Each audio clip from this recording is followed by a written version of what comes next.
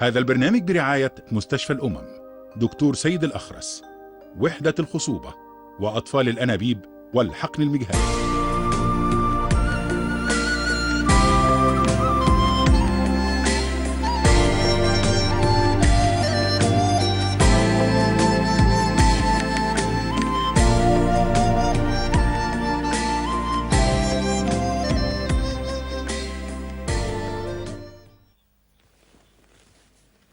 بسم الله الرحمن الرحيم. مشاهدينا وحشتوني جدا جدا.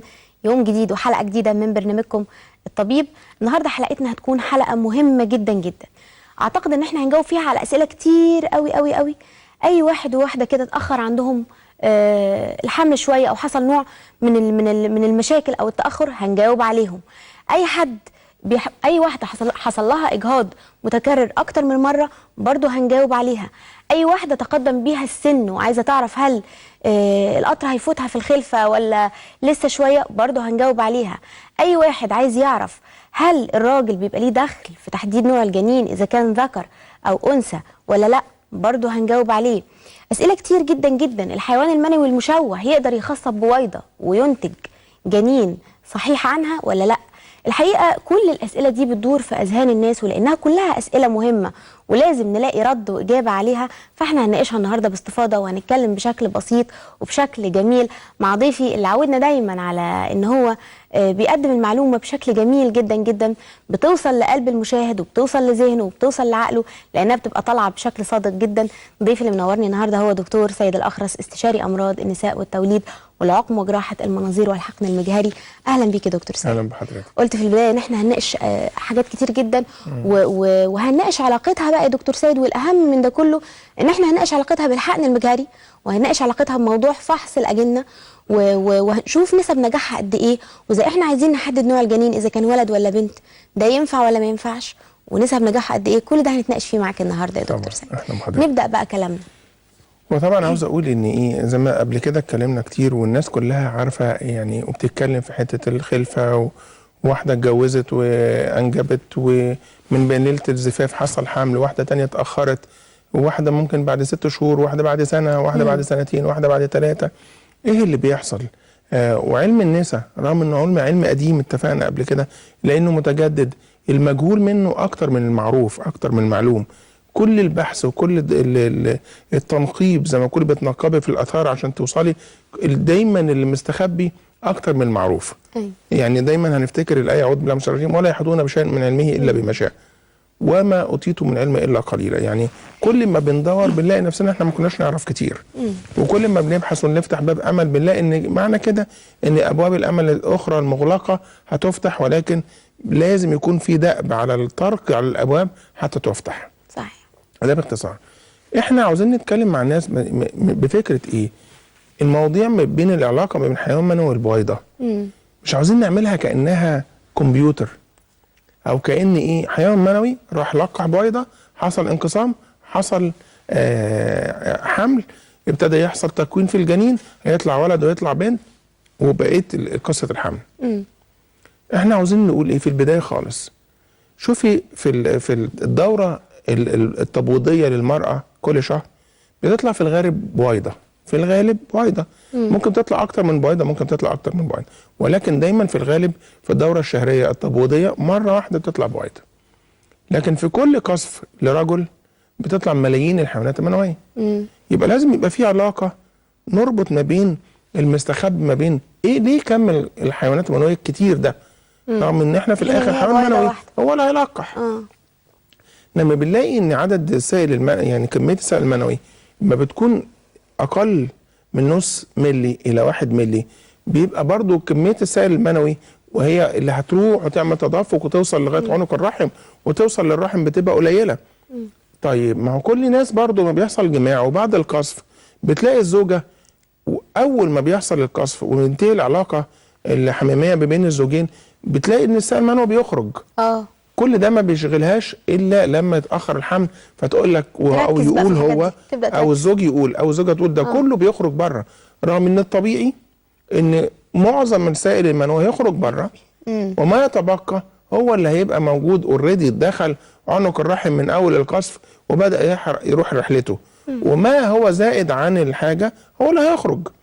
ما لما بتخرج بقى العدد الملايين للحيوانات المنويه وراحت في سكتها من عنق الرحم لغايه لما توصل لغايه الانبوبه، رحله زي ما قلنا شاقه على الحيوانات المنويه. أيوة. كانهم بيتسلقوا جبال وبيطلعوا منحدرات ومين اللي بيقع منهم ومين بيقدر يكمل وعارفه سباق التتابع ومين مين لغايه ما يوصل عدد معين من الحيوانات المنويه.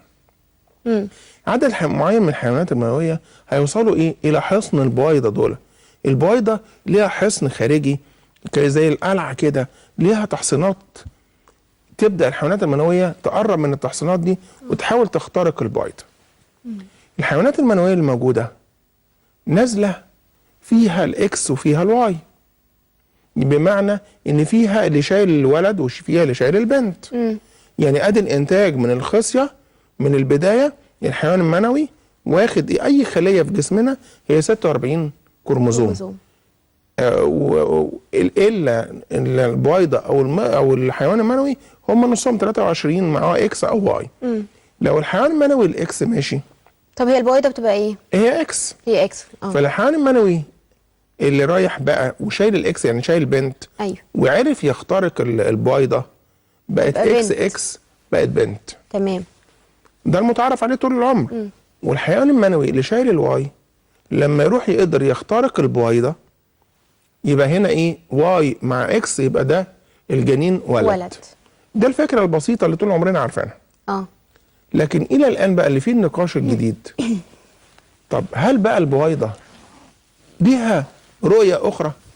البويضه ليها رؤيه اخر بمعنى انها عامله زي مثلا بنقول ايه؟ هل هي ليها انجذاب بشكل معين لحيوان منوي معين شافته او حسته او لمسته او اعجبت بيه؟ جديده دي يا دكتور سيد. فتبدا تندمج معاه فيبدا يحصل انقسام سبحان الله، او يحصل انجذاب ويبدا يخش فيبقى ولد او بنت. يعني هل هي منجذبه بشكل معين؟ الى الان دي برضو فيها اسئله فيها حيره لان هذا الباب مغلق. عالم غريب فعلا. عالم جداً. غريب طبعا. أيوة. عارفه يعني بمعنى ايه؟ زي بالظبط كده لما يكون اكتر من واحده، يعني واحده وجالها اكتر من خطاب بقى، وهي بتبدا تختار بقى على طوله، على شكله، على قدراته الماليه، على يعني بنتكلم عنها كأن هي واحده بنوته وبتختار فارس احلامها او اللي هي عايزاه. لان الخلايا مش حاجه جامده، مش جماد. ده في حيويه، في كيمياء هتربطها زي ما بيحصل كيمياء بين رجل وامراه ويحصل ما بينهم حب ومش عارفين ليه ويحصل تجاذب ويقول لك الكيمياء راكبه على بعضها. برضه في كيمياء بتخلي الحيوان المنوي اصلا في القصف. ليه لما بيحصل قصف الحيوانات المنويه تتجه اتجاه البويضه؟ يعني في حاجه كهرومغناطيسيه كيميائيه بتجذب الحيوانات المنويه تجاه البويضه.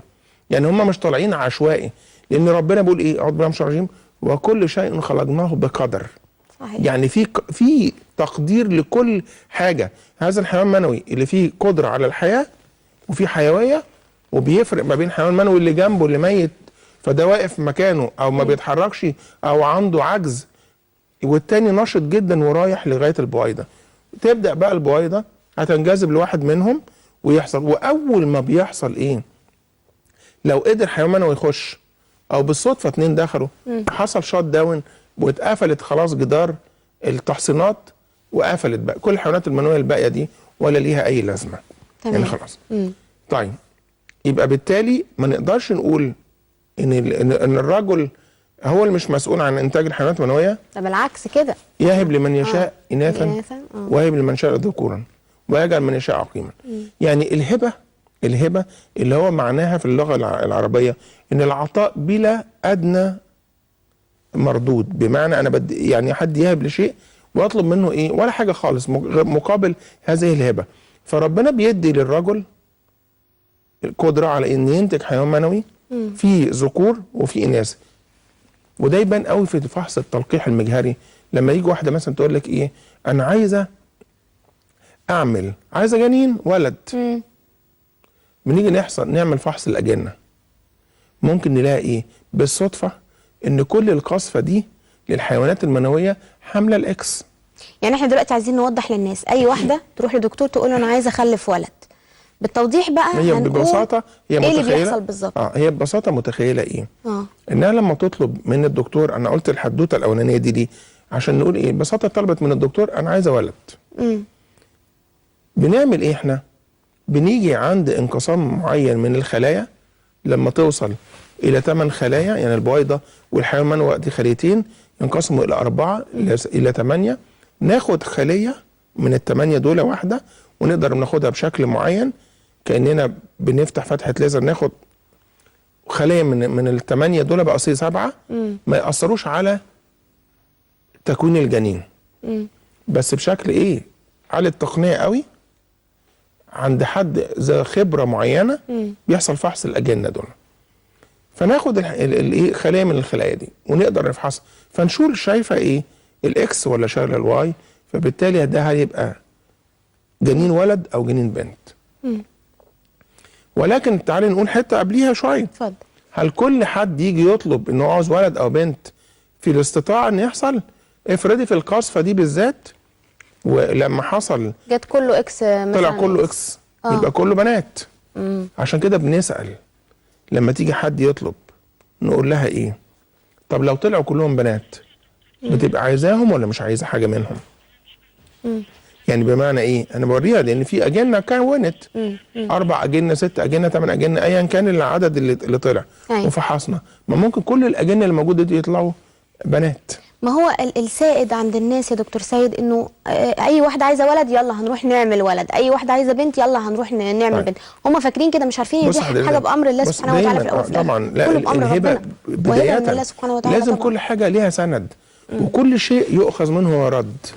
يعني بمعنى العلم دايما في جدال وفي حوارات، ممكن عالم بيناقش مع عالم او مجموعه من اطباء بيناقشوا مع مجموعه من اطباء، وكل واحد ليه مدرسته او منهجه اللي كان ماشي بيه، ممكن يختلفوا حتى في التكست حتى في كل الحياه، الا رسول الله والا كتاب الله ما يقدرش ان ايه ناخذ منه ورد، يعني دايما قاطع.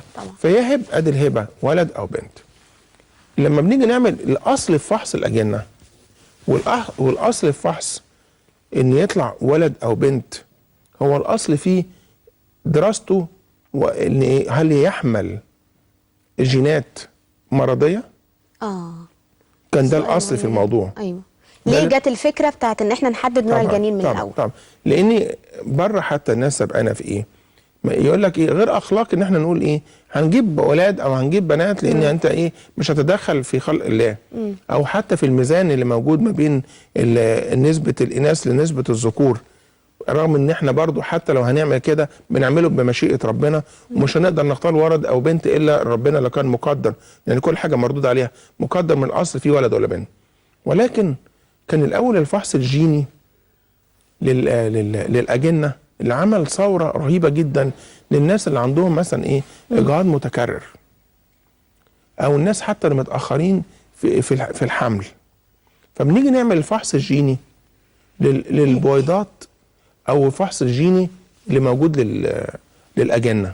ايوه. فبنلاقي مثلا ايه؟ انت عارفه اصلا 35% من البويضات هي نازله مشوهه فيها مشاكل.